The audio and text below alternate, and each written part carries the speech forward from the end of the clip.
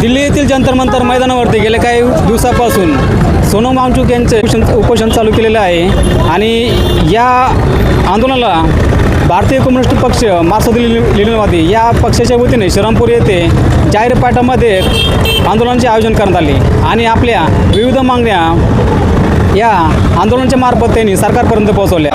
परीक्षा घोटाळ्याला जबाबदार शिक्षण मंत्री धर्मेंद्र प्रधान राजीनामा द्या।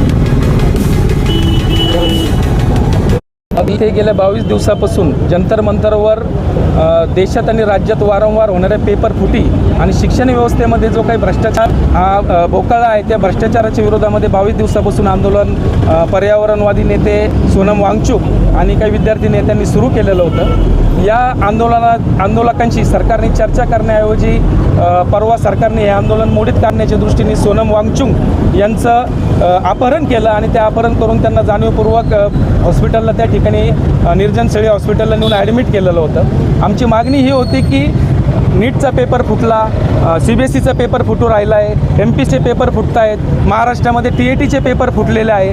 तर ही जी काही एकंदर व्यवस्था आहे त्या व्यवस्थेमध्ये मंत्र्यांपासून या सरकारपासून जे काही भ्रष्टाचारी अधिकारी आहे त्यांच्यावर कारवाई सरकारनं करणं अपेक्षित होतं। भविष्यात कधी पेपर फुटी होणार नाही आणि ज्या 22 विद्यार्थ्यांचा बळी गेला तसा बळी भविष्यात जाऊ नये ह्या मागण्यांसाठी ते लोक त्या ठिकाणी बसलेले। तर त्यांच्याशी चर्चा करून हा प्रश्न सोडवणं हे अपेक्षित होतं, परंतु सरकार पोलिसांच्या पाशवीबळावर त्यांचं आंदोलन मोडीत काढण्याचा प्रयत्न करतोय। त्या निषेधार्थ आणि दिल्लीमध्ये हे जे काही सगळे आंदोलक बसलेले आहेत त्या आंदोलकांना पाठिंबा देण्यासाठी आज भाकपा माले आणि सहयोगी संघटनांच्या वतीने श्रीरामपूरमध्ये हे आंदोलन आम्ही केलेलं आहे।